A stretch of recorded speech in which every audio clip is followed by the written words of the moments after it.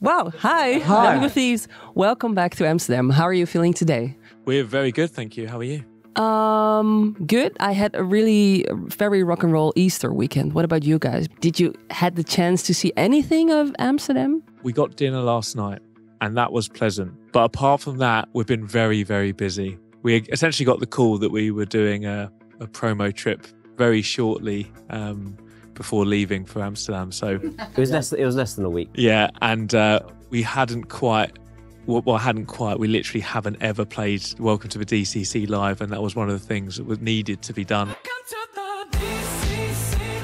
Get close and you can live your perfect life. So we had a lot of homework to get done very quickly before leaving. So within 24 hours of learning it, we were live on TV yesterday playing it, which was terrifying and probably a mistake.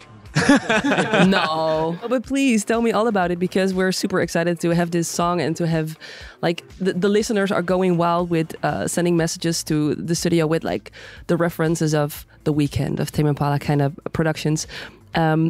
Please, let's start with the beginning. What was the musical starting point or influence for this song, Welcome to the D.C.C? We were just literally messing around, and I think we started with the kind of like Eye of the Tiger / Edge of 17 guitar that you hear at the start.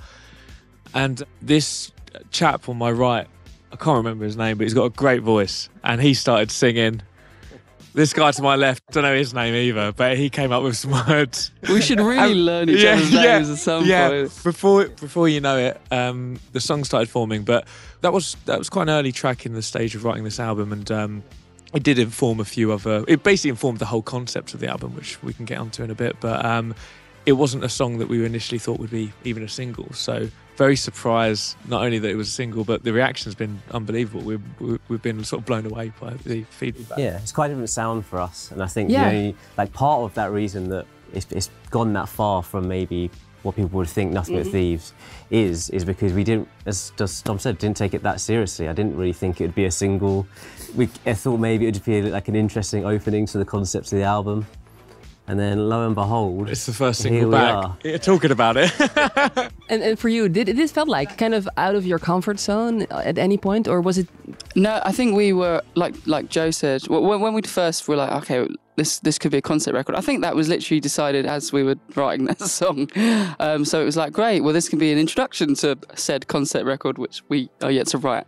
And so we were like, let's just like take the mick out of it a bit and just push it and be pastiche and 80s and kind of glam. And, you know, we just had a lot of fun with it until we realised, oh, actually, it's quite a good song. We might actually release that first. So there was like that little moment of like, is that a great idea? But yeah, it's been a great idea. And because if I look at your Instagram page, for example, you mentioned like the 80s vibe, the 80s sound. That's also the kind of visuals that we're seeing right now online. It's super mysterious as well.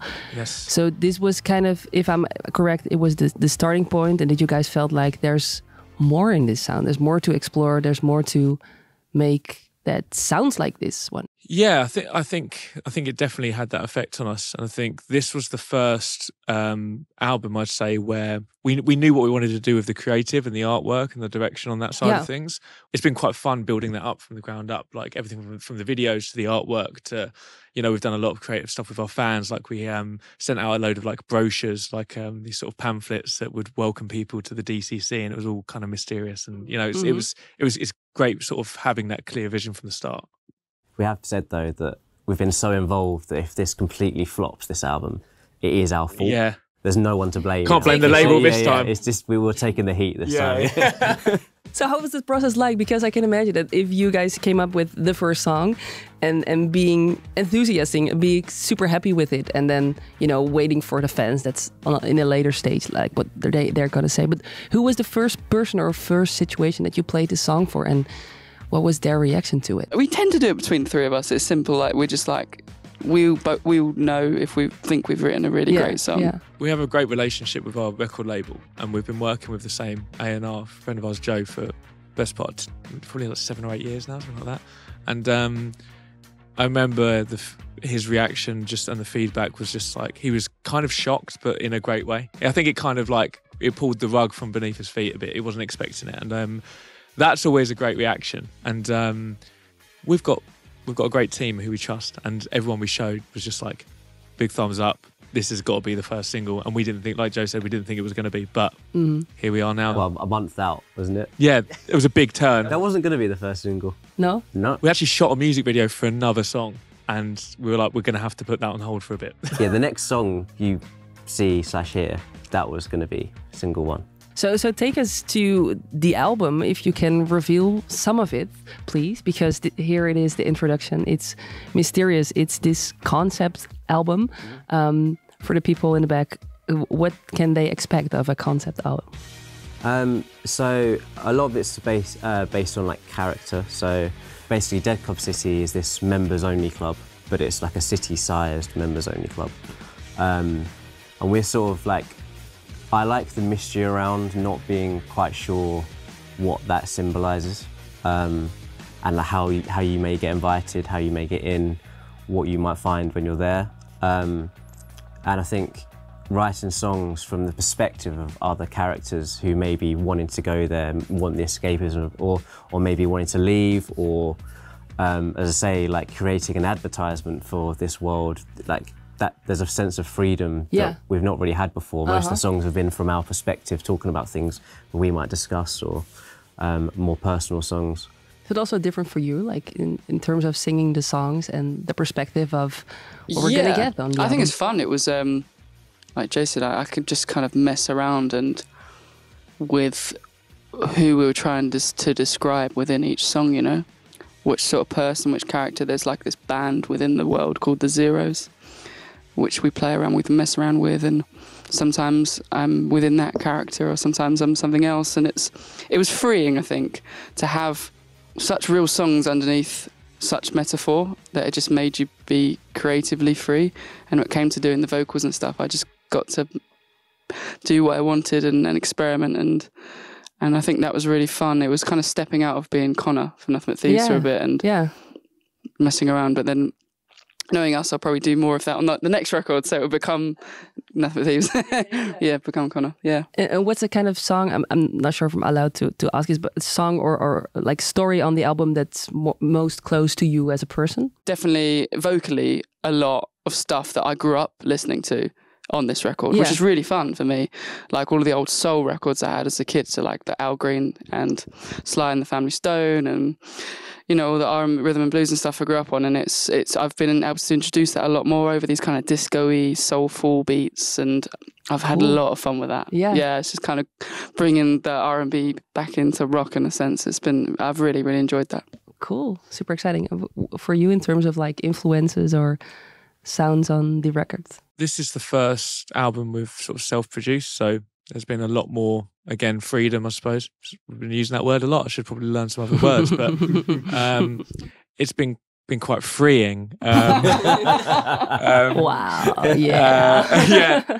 No, it was great. We had longer to do it. Luckily, we have the resources to put that together, and I think it put us in a position where we could realise everything. We could put things in perspective. We could record a version of a song and then listen to it a week later and go, actually, no, let's redo stuff. And in the past, our studio time would probably be up, and once you've done one version, that's the version that gets released. So having perspective is everything. That in itself had a huge role in how the record sort of took shape. Yeah.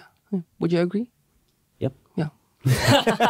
There's a good answer. I got nothing to add. Yeah, it is. This is the first record Dom produced himself. Yeah. You know? Yeah. With some engineers, and with Joe and I occasionally go, no, but that drums, that, you know, like we know nothing. Yeah. So he really very much like a Rick Rubin style producer, I'd say. Yeah, I'm really feeling this, Dom. Yeah. But I can't explain to you what you should change or what's good about what you've just done. Try it. Yeah. But no, he's absolutely smashed it. It's been great for us. Thanks. That's right. Looking forward. It's so exciting to talk about the record, and it's so mysterious at the same time. So let's talk about the 3FM exclusive, because the last time you played the 3FM exclusive was just a couple of kilometers away in the north side of Amsterdam as well. It was early. It was cold. It was, yeah. And I'm a t-shirt that I wear. Pick the thoughts out of my hair. Broke your awesome past.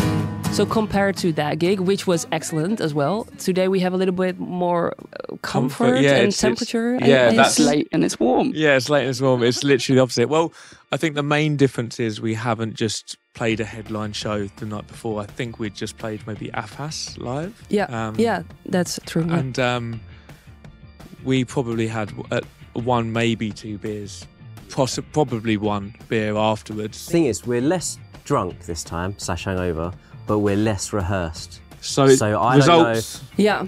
probably We'll the see. same. End results. Yeah. We're doing science. Yeah, this is a big test at the expense of 3FM. Because what can we expect? Like the last time the 3FM listeners have heard you guys, probably will be like last year in the Ziggo Dome with 17,000 people. And now we have like 50 listeners or something, I guess. But it's not like cozy acoustic. It's gonna be full band, right? We Yes. did specify that, I think, didn't we? We discussed briefly about, the original chat was about doing something more stripped back. And we sort of thought for the best part of 30 seconds of how we could do Welcome to the D.C.C. with acoustic guitars and kind of just laughed. And just said, well, No. let's not. So we sort of, as a joke, said it's full band or nothing. And then 3FM said, yes, full band it is. So we're like, let's go. So, it's going to be loud. There's way too much PA in the room than there should be. It's going to be very loud. But no, it's exciting. I mean, we've been living with this song. We wrote it over a year ago. So to start playing it live for the first time over these couple of days has been great. And this will be the first time there are fans in the room to hear it. So hopefully the reaction's good and they don't all leave. Just like what I've been reading in the 3FM app and how nuts everyone was going to be here. I think the energy and the excitement is going to be great because it was like a secret location. You will get the details just on the day. Wow. On Very just in keeping with this. right. Yeah, Humphrey Bogart. the mystery's good. Hopefully, will you guys be back this year? We're playing Lowlands this year. We are confusingly one under headline. I will say I'm not suggesting we're headline. I'm suggesting we're surprisingly high up the bill. Confusingly, one under. What are they thinking? No, can't believe we are that high up the bill. I mean, Lowlands is one of our favourite festivals. It's unbelievable. Yeah, it's a pretty big honour to be that high up the bill for sure. It's going to be a big one. And then we'll be back for a headline at some point. But TBC. TBC.